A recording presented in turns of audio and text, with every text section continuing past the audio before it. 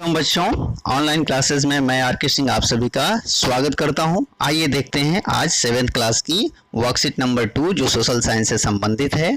तो देखते हैं कि इस वर्कशीट में हमें किस चीज़ के बारे में पढ़ना है और किस चीज़ के बारे में जानकारी हासिल करनी है। तो जैसे इसका ऊपर हम मेन पॉइंट देखते हैं तो ये पर्यावरण से रिलेटेड है और स्थल मंडल पर आधारित है। यानी इस वर्कशीट के माध्यम से हम स्थल मंडल के बारे में जानेंगे। आइए देखते हैं स्थल मंडल क्या है। तो इसके लिए हम सबसे पहले इस चित्र को बड़ा करेंगे और देखेंगे कि इस चित्र में क्या दिखाने की कोशिश की गई है।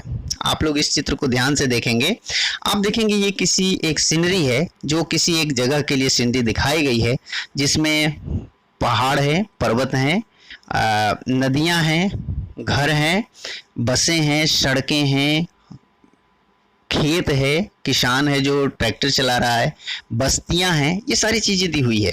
तो इसके माध्यम से समझाया गया है कि मंडल क्या है, कौन कौन सी चीज़ों को हम किस तरह से मंडल समझेंगे। तो यहाँ देख रहे हैं कि जो जल भाग है, यानी जो नदी या समुद्र और उसमें रहने वाले जीव हैं, या जो जल भाग है वो कहलाता है जलमंडल। नाम से ही स्पष्ट है जलमंडल। वायु वाला ऊपर वाला भाग है वो वायुमंडल, और जो स्थल भाग है, जमीन का भाग है, पृथ्वी पर जो जमीन का भाग है वो है स्थल मंडल। तो आप देख रहे हैं कि स्थल मंडल क्या है, पृथ्वी का ऊपरी भाग है, ऊपर का हिस्सा है जो जमीन के रूप में है। इसी पर देखेंगे आप, ये जो पहाड़ हैं ये भी स्थल मंडल के हिस्सा होंगे। जो मैदानी इलाका है जहाँ पर हमने घर बना करके रहते हैं हम लोग, बस्ती है, खेत खलिहान है, सड़कें हैं, ये सारी चीज़ें स्थल मंडल का हिस्सा है। और पूरे इस तीनों को मिला करके जीव जगत से संबंधित जो सारी चीज़ें हैं उसको हम जैव मंडल कहते हैं। तो आज इस वर्कशीट में हम लोग स्थल मंडल के बारे में जानेंगे। तो आइए देखते हैं स्थल मंडल के बारे में कौन से कंसेप्ट को समझाने की कोशिश की गई है। तो सबसे पहले आप इस बॉक्स को अगर ध्यान से देखें और पढ़ें तो इसमें क्लियर कट पहले लाइन में लिखा हुआ है, पृथ्वी की ठोस परपटी, परपटी मीन्स लेयर, ऊपरी हिस्सा, कठोर ऊपरी परत को स्थल मंडल कहते हैं। पृथ्वी गोल है और उसका जो ऊपरी हिस्सा है उसी को हम स्थल मंडल कहते हैं। तो ये किस चीज़ से बना होगा, चट्टानों से बना है और खनिजों से बना है, और उसके ऊपरी हिस्सा जो है वो मिट्टी की पतली परत से ढका रहता है। इसी मिट्टी पर तो खेती की जाती है या घर बनाए जाते हैं इसका इस्तेमाल करके। तो जो उसका ऊपरी हिस्सा है वो मिट्टी कहलाता है। और स्थल मंडल पे देखिए पहाड़, पठार, मैदान, घाटी आदि पाए जाते हैं या आदि होती हैं। मतलब जहाँ पहाड़ ऊंचे नुकीले हो गए पहाड़ हो गए, मैदानी भाग सपाट जो एरिया हो जाता है मैदानी भाग है, और जो थोड़ा ऊपर उठा हुआ सपाट भाग होता है जिसका पहाड़ जैसी आकृति हो लेकिन ऊपरी हिस्सा सपाट हो, वो पठार हो जाता है। तो इस तरह से स्थलाकृतियाँ में पाई जाती है स्थल मंडल में। और एक चीज़ जान के आपको और रोचक चीज़ है कि जो महाद्वीप है, ये 7 महाद्वीप हैं, ये सभी स्थल मंडल के हिस्से हैं। इसके अलावा जो महासागर है, महासागर का निचला सतह तो होगा वो जिस पर पानी भरा होगा, जैसे नदी होती है, नदी के नीचे तो लेयर होता है, तो वो नीचे जो लेयर है, ठीक है, वहाँ पर भी स्थल पाए जाती हैं, कई स्थलाकृतियाँ वहाँ पर भी पाई जाती हैं। तो इस तरह से इसे हम जो पृथ्वी पर स्थल भाग है, ऊपरी परपटी जो है, कठोर परपटी है, उसे स्थल मंडल कहते हैं। यानी इस लाइन से आप समझ गए होंगे कि स्थल मंडल क्या है। तो आइए देखते हैं, ये एक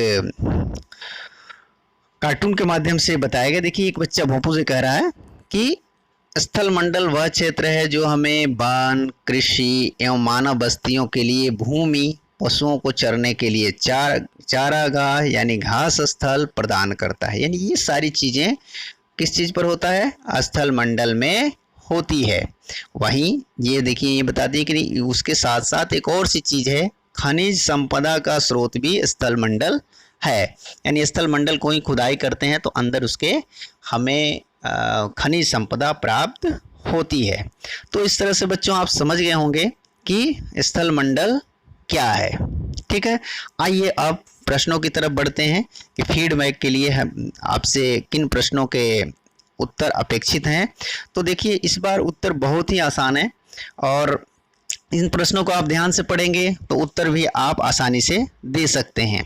देखिए इसमें हेल्प भी दिया हुआ है। पहला प्रश्न जैसे है, पृथ्वी का कठोर भाग। अब यहाँ देखिए हेल्प दिया हुआ है और इसको केवल व्यवस्थित करनी है आपको, आगे पीछे करके एक सही शब्द बनाना है जो इसका उत्तर है।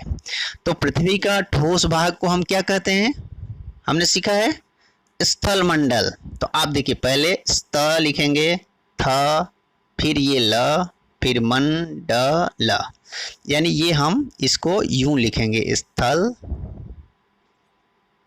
मंडल। ये सारे अक्षर जो हैं वो इसके अंदर दिए हुए हैं, हमें केवल इसे व्यवस्थित करनी है। ये हो गया स्थल मंडल। दूसरा प्रश्न देते हैं, समुद्र द्वारा आपस में कटे हुए भाग। अब इसमें भी देखिए समुद्र द्वारा आपस में कटे भूभाग। भूभाग मतलब जमीन का हिस्सा जो समुद्र द्वारा अलग होते हैं, इसीलिए इनकी संख्या पृथ्वी पर 7 बताई जाती है। तो इन्हीं को हम क्या कहते हैं, महाद्वीप कहते हैं। तो म पहले लिखेंगे, इसके बाद हा द्वीप, यानी ये हो गया महाद्वीप।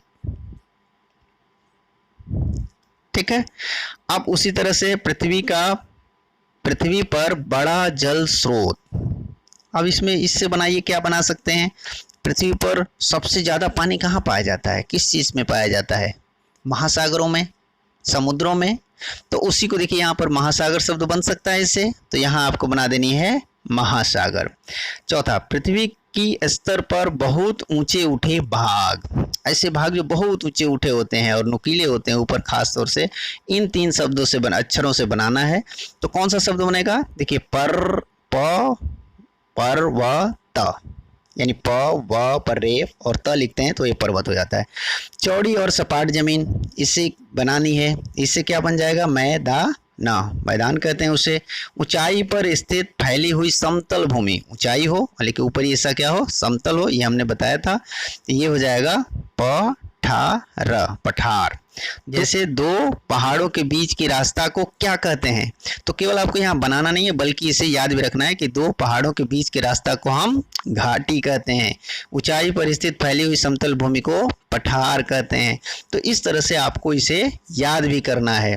तो उम्मीद है आपको इन प्रश्नों के या वर्कशीट समझ में आ गई होगी। तो चलिए कॉपी निकालिए और इन वर्कशीट को पूरा करिए और अपने सर जी को भेज दीजिए ताकि वो आपकी कॉपी चेक कर सकें। ठीक है, तब तक के लिए घर पे रहें, स्वस्थ रहें, मस्त रहें। धन्यवाद।